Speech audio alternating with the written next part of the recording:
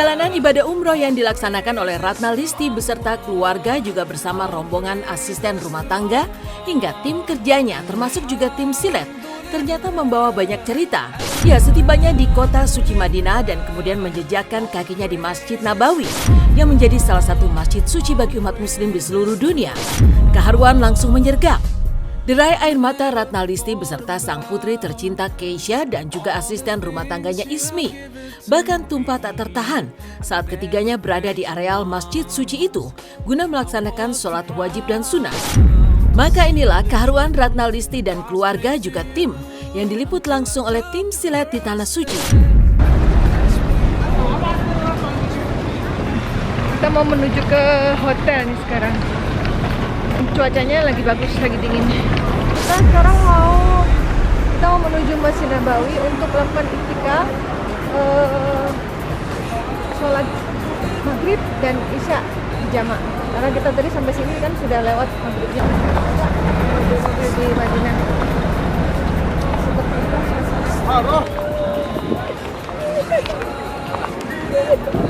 Ini Nabawi mandi ya teman-teman.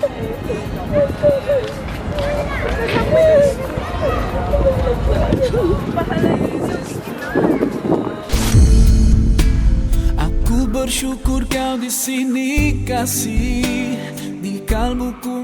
Keharuan juga membalut Ratna Listi saat keesokan harinya ia beserta rombongan mengunjungi Masjid Bani Muawiyah atau Masjid Al-Mubahalah. Ya, inilah masjid yang dibangun di atas lahan milik Muawiyah bin Malik bin Auf dari suku Al-Aus. Di masjid inilah Rasulullah pernah datang untuk sholat 2 rakaat seraya berdoa kepada Allah terkait 3 hal atau permintaan. Salah satu doa atau permintaan itu adalah agar umatnya tidak dibinasakan oleh paceklik dan kelaparan. Mendengar kisah Nabi Muhammad yang sholat dan mendoakan umatnya di masjid ini, Ratna Listi pun tak mampu menahan keharuan dan air matanya. Sementara itu di hari terakhirnya di Madinah sebelum berangkat menuju Mekah untuk melaksanakan ibadah umroh, Ratna Listi, Panglima Langit dan seluruh rombongan lagi-lagi memanfaatkan waktu yang tersisa dengan sholat di Masjid Nabawi serta menyerahkan wakaf Al-Quran. Alhamdulillah kita memutuskan untuk jalan kaki, jadi alhamdulillah bisa menikmati matahari di Kota Madinah. Coba seandainya tadi kita memutuskan untuk naik mobil, mungkin nggak bisa menikmati udaranya, cuacanya. Masjid Bani Muawiyah. Kemudian Rasulullah suatu hari datang ke masjid ini melakukan doa di masjid ini sebanyak 3 doa. Nah itu dia tuh. Nah, doa sejarah yang akhirnya sampai sekarang dikenal untuk 3 permintaan gitu ya. Itu permintaan. karena dulu Rasulullah juga 3 permintaan gitu ya. 3 permintaan, iya benar. Jadi ada 2 permintaan yang dikabulkan itu pun sudah membuat saya terharu gitu. Bahwa ternyata Rasulullah itu bukan mendoakan diri sendiri tapi Iya benar. Untuk umatnya. Umatnya benar. Kita berdoa tuh fokus ke diri sendiri, ke keluarga sendiri gitu. Dengan Rasulullah dulu dia nggak mikirin diri sendiri itu, yang dipikirin umatnya biar umatnya selamat gitu. Mudah-mudahan kita bisa meniru Rasulullah gitu. Jadi kita mendoakan orang lain gitu. Sekarang kita berangkat ke Masjid Nabawi, sholat zuhur dan asar ya. Nanti sholat zuhur, begitu selesai sholat zuhur, lanjut sholat asar 4 rakaat. Sholat 4 rakaat, sholat zuhur, 4 rakaat, sholat asar ya.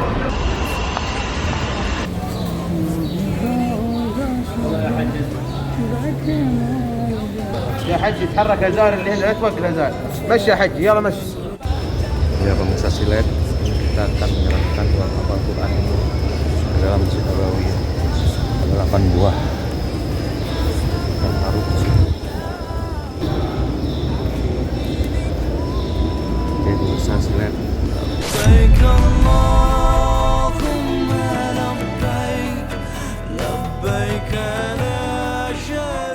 Beberapa hari berada di Madinah, maka tibalah saatnya Ratna Listi, Panglima Langit dan rombongan berangkat menuju kota suci Mekah untuk melaksanakan ibadah umroh. Ketakjuban dan getar-getar keharuan kian membekap saat mereka berada di Masjidil Haram dan melihat Ka'bah yang seolah tak berjarak, lantaran tepat di hadapan mereka.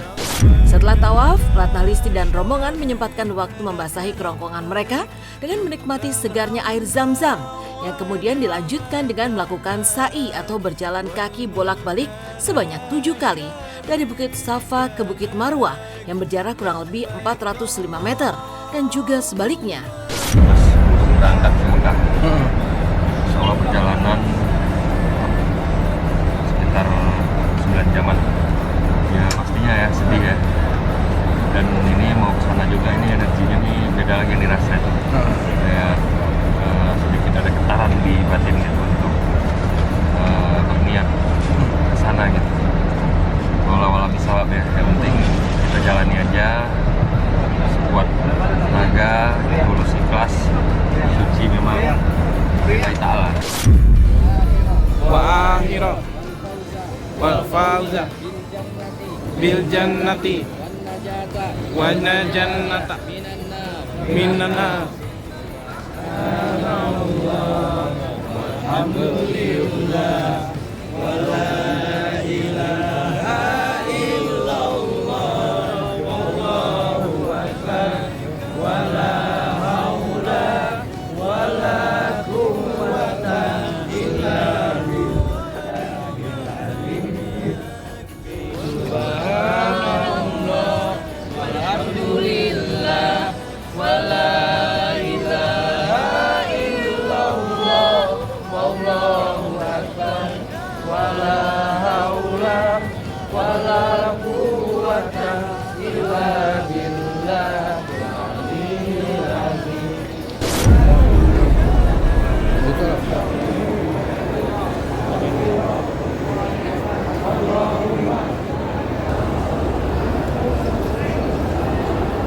Ilahi, ampuni kami dosa-dosa. Berdiri tepat di depan Multazam, yaitu dinding Ka'bah yang terdapat di antara Hajar Aswad atau batu hitam dengan pintu Ka'bah, Ratna Listi dan rombongan pun berusaha untuk mencium Ka'bah, berdesak-desakan dengan jemaah lainnya dari berbagai negara.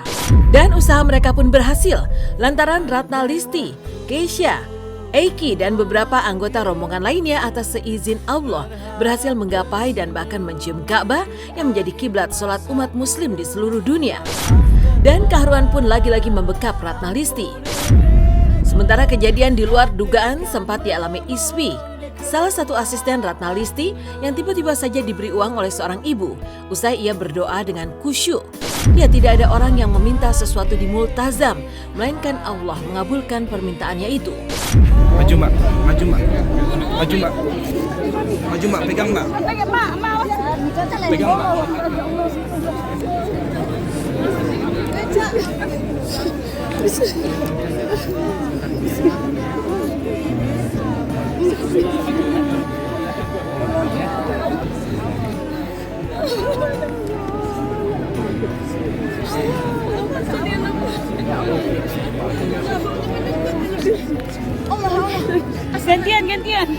Gantian. Saya mundur. Ayo, Rina sini. Sini deh, aja deh. Tunggu.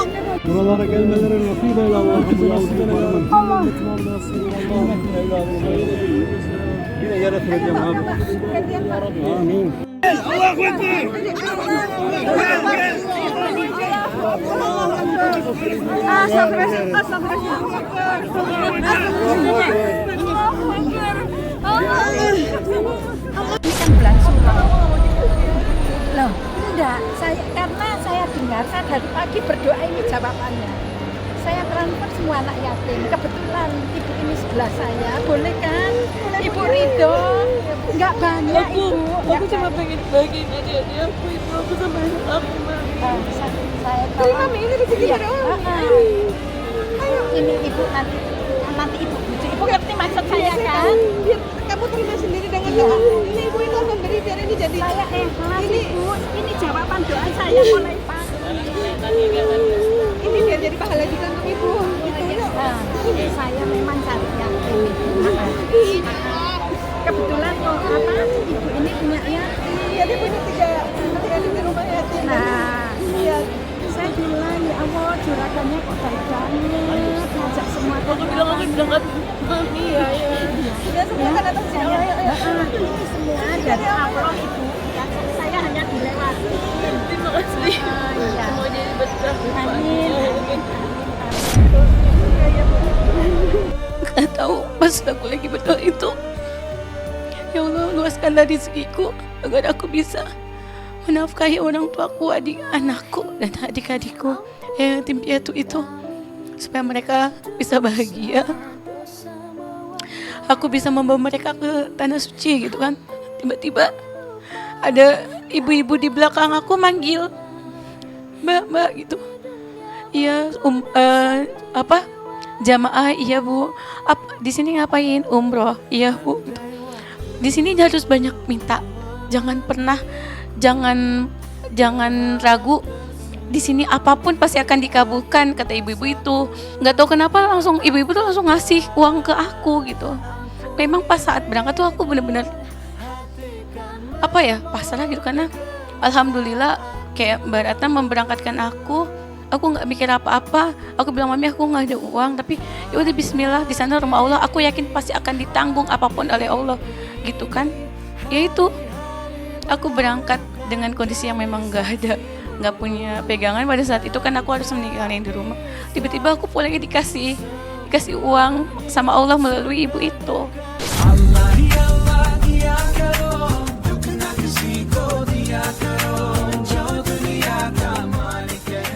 Seluruh proses rangkaian ibadah umroh ditutup dengan melakukan tahallul, yaitu memotong atau mencukur rambut beberapa helai. Namun yang membuat Ratna Listi terkejut, Eiki ternyata tak hanya memotong sejumput rambutnya saat tahallul, melainkan dengan sengaja memplontoskan rambutnya. Lantas seperti apa sosok sang mami di mata Eiki? Dan sebaliknya, apa pula nasihat dari Mami Ratna Listi untuk putra sulungnya itu? Bagaimana curhat Ratna Listi yang berhasil memberangkatkan 16 orang rombongan sekaligus? Menurut Mas Eki, Mami adalah sosok pejuang yang mengandalkan banyak hal, tapi sebenarnya yang paling diandalkan sama Mami adalah dua sifat ini, yaitu kasih sayang yang pertama, dan yang kedua adalah kegigihan. Kamu belum bisa membahagiakan, please jangan mengecewakan itu. Jadi udah membahagiakan belum bisa, nyusahin, nah, itu parah banget deh kayak gitu ya kan. Kalau begitu ya. Makanya kalau belum bisa membahagiakan orang tua ya tolong jangan bikin susah, itu aja dulu. Nah kalau dulu waktu Reki masih kecil, kelihatan banget kalau dikasih tau tuh bete gitu. Terus Mami bilang apa deh Mas Reki? Duh, ya gitulah, saat sama ini lah. Reki mungkin nggak terima dengan nasihat Mami gitu. Tapi suatu saat Reki akan berterima kasih karena Mami pernah menasihatkan ini gitu. Udah gitu, di sini juga banyak yang bilang ya, kalau misalkan bukan banyak yang bilang ya, emang kayak kejadian di banyak orang gitu. Kalau misalkan orang semakin dewasa, dia bakal jadi semakin batu gitu, semakin susah dibilangin gitu. Tapi Mas Eki, di hidup Mas Eki, kalau misalkan Mas Eki dikasih taunya yang ngasih tau Mami, ya Mas Eki nggak akan batu gitu. Mungkin awalnya Mas Eki agak mendebat dikit dan mengargumen dikit gitu. Cuman ya itu hanya pertentangan di hati Mas Eki sendiri, di pikiran Mas Eki sendiri doang gitu loh. Di hati Mas Eki tetap mau ngikutin Mami, dan biasanya Mas Eki tetap ikutin Mami dulu, dan biasanya setelah itu baru terbukti kalau ternyata memang hati Mas Eki yang ngikutin Mami ini benar gitu. Dia kan habis tawaf yang kedua ya, tau pulang udah botak. Ya Reki harus botakin itu. Ya gimana lagi, namanya sunnah, maaf Mami nggak bilang dulu, aturan kan bilang dulu gitu ya. Ica baru pertama kali kesana, alhamdulillah keren sih, bagus tempat Masjid Nabawi dan Masjidil Haramnya. Jadi sebenarnya flu tuh dari sini berangkat sampai pulang tuh flu terus, tapi dia tetap semangat gitu. Di sana kok lama ya Mami flu-nya pasti pada nikmatin aja gitu. Jangankan yang berangkatnya udah flu, yang berangkat sehat aja pulang-pulang bisa flu kalau orang umroh, memang begitu gitu. Tapi alhamdulillah walaupun flu Deca tetap dapat ngikutin schedule dengan baik.